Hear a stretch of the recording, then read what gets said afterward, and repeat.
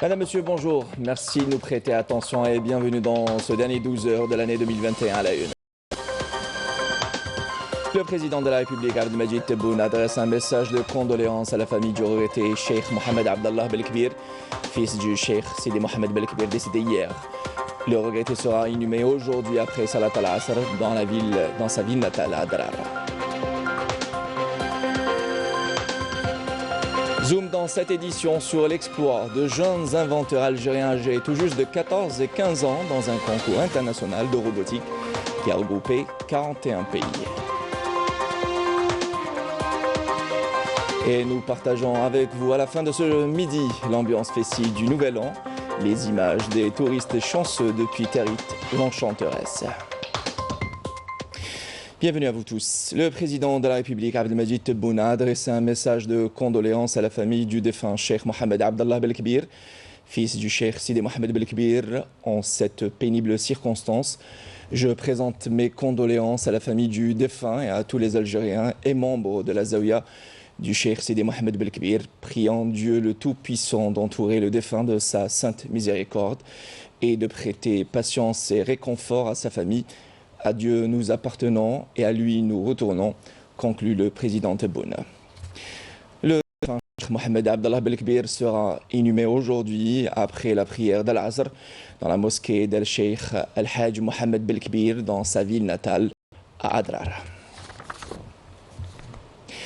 Cheikh Abdallah Belkbir était un professeur qui a dédié toute sa vie à la formation des enseignants du fiqh et à prôner les grandes valeurs sociales, humaines et culturelles.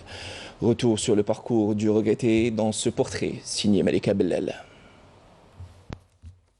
Cheikh Sidi Mohamed Abdallah Belkbir, un professeur, un père spirituel qui a veillé durant toute sa vie sur la continuité de la Zaouia fondée par son père Cheikh Mohamed Belkbir.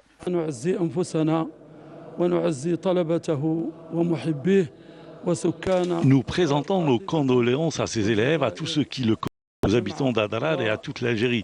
Prions Dieu le Tout-Puissant d'entourer le défunt de sa sainte miséricorde. Beaucoup d'étudiants nationaux et étrangers l'ont fréquenté.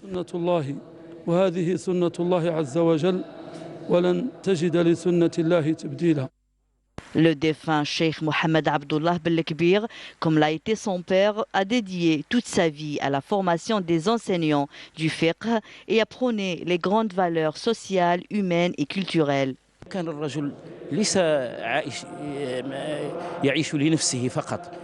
C'était un homme qui consacrait son temps pour les autres. Il aidait les plus démunis. C'est un homme que nous allons regretter. C'était un guide et un modèle pour nous tous. Il a formé de grandes personnalités religieuses. Plusieurs personnes vouent une reconnaissance absolue au défunt.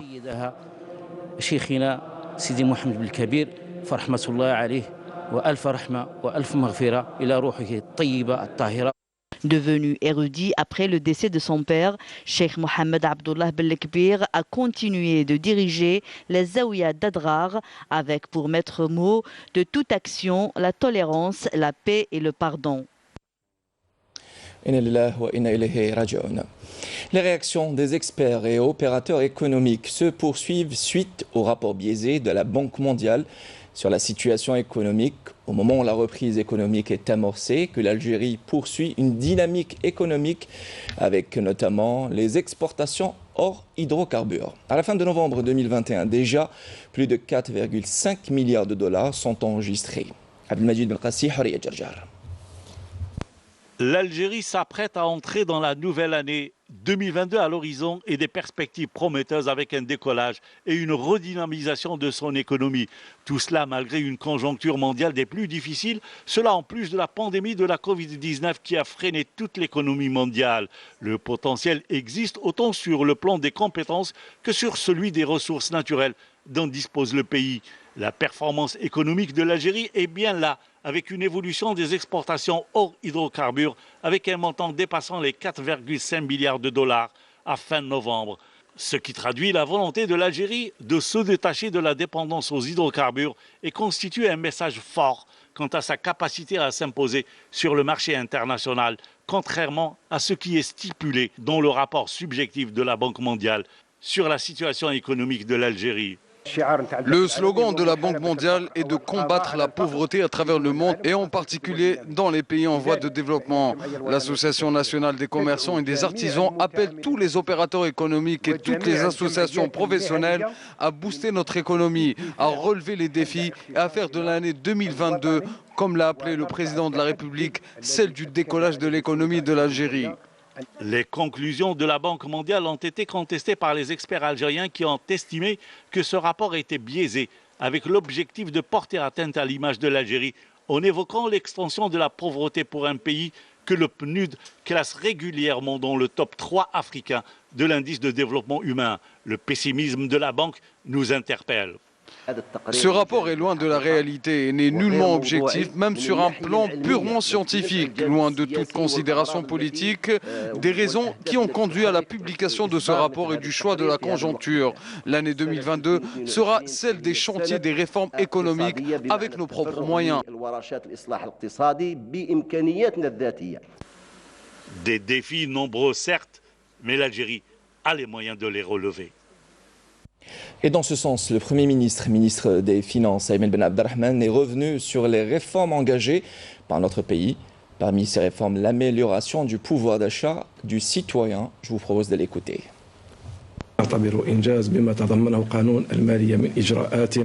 Les nouvelles mesures comprises dans le texte de la loi de finances sont considérées comme une véritable révolution, notamment pour ce qui est de la réforme fiscale, l'instauration d'une justice fiscale et l'élargissement du socle fiscal ainsi que le retour aux véritables bases fiscales, afin que ce volet contribue en tant qu'outil parmi tant d'autres à la constitution d'une richesse sociale et sociétale. Cette loi comprend également plusieurs mesures qui contribueront certainement à encourager les investissements dans tous les domaines. Au volet social, cette loi introduit plusieurs nouvelles mesures, également dont on citera l'allocation chômage qui sera appliquée dès l'année prochaine. De nouvelles mesures également sont introduites dont l'objectif est l'amélioration du pouvoir d'achat du citoyen, du fonctionnaire, plus particulièrement avec l'allègement des charges fiscales. Le point indiciaire sera également revu dès le deuxième semestre 2022 avec une batterie de mesures pour ce faire, ce qui permettra aux travailleurs et aux fonctionnaires de réaliser un taux confortable de rentabilité à travers la révision de ce point indiciaire. Et d'ici quelques années, ils seront entre autres acteurs du développement économique de l'Algérie. Ils sont âgés tout juste aujourd'hui de 14 et 15 ans et ils viennent de remporter, s'il vous plaît, la première place au concours international en robotique, The First Global Robocode Challenge. Cette équipe a occupé la première marche du podium en totalisant 15 000 points, devançant ainsi les équipes de 40 pays participant à ce concours. Yanis Eid Belkacem. Au moment où des adolescents de leur âge passent leur temps à jouer aux jeux vidéo, Tarek et Nouha sont passionnés de programmation et d'intelligence artificielle à seulement 14 et 15 ans. Nous sommes les finalistes de la compétition FGRC, First Global Robocode Challenge. Ces deux adolescents ont décroché la médaille d'or au The First Global Robocode Challenge, un concours qui récompense les inventeurs en herbe du monde entier. Morgana, Ruby et Elliot, des robots à conception virtuelle qui réalisent plusieurs tâches.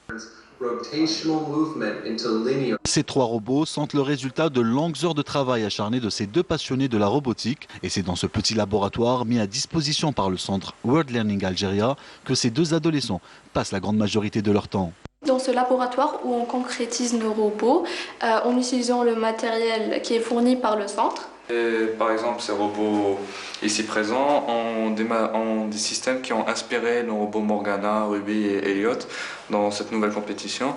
Et peut-être même que ces robots seront aussi matérialisés grâce à ce matériel. Tarek Khadir et Nouha Metrouh n'en sont pas à leur première idée innovante. Ils ont réalisé plusieurs projets et participé à d'autres compétitions et ambitionnent à créer de nouveaux mécanismes. En fait, le challenge auquel on a participé était virtuel, donc on n'avait pas vraiment le besoin de les matérialiser. Mais les systèmes qu'on a utilisés, c'était plus facile de créer de nouveaux systèmes, d'essayer, etc. Donc ces systèmes ou ces mécanismes pourront être utilisés dans des robots comme celui-là, avec la main et ses frères. Nous avons décidé de travailler sur d'autres projets, peut-être matériels comme ici. C'est pas forcément des projets qui seront en but de compétition ou peut-être juste en but de développement. J'aimerais bien aussi faire mes propres projets, participer peut-être dans d'autres compétitions et lever le drapeau de l'Algérie. Ces ambitieux inventeurs espèrent développer leur projet et réussir dans les prochains concours internationaux pour hisser plus haut le drapeau algérien. Bravo, bravo donc à nos champions. Et on en fait à présent le point avec la situation de la Covid en Algérie et la courbe des contaminations qui est en hausse avec 390 cas confirmés enregistrés ces dernières 24 heures, 237 guérisons et 8 décès malheureusement selon le ministère de la Santé. Le test négatif à la Covid-19 est désormais obligatoire si vous comptez prendre l'avion. À cet effet, à l'aéroport Mohamed Boudiaf de Constantine, une équipe médicale est à pied d'œuvre pour tester les voyageurs, avec une moyenne de 50 passagers testés toutes les 10 minutes. Sofiane Hamoudi nous en dit plus. Toutes les dispositions recommandées en cette conjoncture sanitaire exceptionnelle sont prises à l'aéroport Mohamed Boudiaf. Une cellule est mobilisée pour veiller au strict respect de toutes les mesures préventives. Je trouve que c'est une bonne procédure, c'est très rapide, on n'a pas perdu de temps, il y a beaucoup de personnel, il y a beaucoup d'endroits où on peut faire les tests et ça se passe très bien. Il n'y a pas de contrôle qui m'a contrôle là. Il présenter un certificat au foot. صح لنا تعاود نوتر اكزامان تسمى حاجه مليحه نقول لك صح باش نحفظوا بلادنا من هذا الابيديمي هذه. دي فوا يجيو لو تيست نيجاتيف نطيحوا فيهم حنا بوزيتيف. Ça l'a plusieurs fois. Il y a 4 cas, ça fait une semaine. Et pour assurer la distanciation sociale entre les passagers à bord de l'avion et à la sortie, un marquage au sol et des caméras thermiques ont été installées, également pour détecter les personnes qui présentent des symptômes. Nous avons mobilisé une équipe médicale qui permet de tester 50 passagers en espace de 10 minutes seulement. L'augmentation du nombre de vols a poussé la direction de l'aéroport à réaménager certaines parties du tarmac. On a aménagé une superficie de plus de 9000 mètres. Nous avons aménagé également un espace pour faciliter le transport des bagages et un autre consacré aux petits avions. Les vols intérieurs de et vers l'aéroport international Mohamed Boudiaf de Constantine ont repris avec une programmation de 34 dessertes domestiques par semaine. Et à l'international, selon un article publié par le quotidien allemand Junwelt, le Maroc n'a eu de cesse de faire pression en 2021 sur les pays européens qui ont refusé de s'aligner sur la décision unilatérale de l'ancien président américain Donald Trump de reconnaître la prétendue souveraineté du royaume sur le Sahara occidental. Le journal allemand explique le retour de la question sahraoui sur la scène internationale au cours de ces 12 derniers mois. L'article résumait également les actions menées par le Maroc dans le cadre de sa politique expansionniste. Pour rappel, Rabat a suspendu tous les contacts avec l'Allemagne en raison de sa position en faveur de l'autodétermination du peuple sahraoui. Et on termine ce journal avec l'ambiance festive de fin d'année depuis l'enchanteresse Tarit, l'une des destinations préférées des Algériens pour fêter le nouvel an, en famille ou entre amis. Raouf Hamouche nous dresse le décor. Le sud algérien fascine toujours. Beaucoup d'Algériens ont choisi le désert pour le passage à l'an 2022.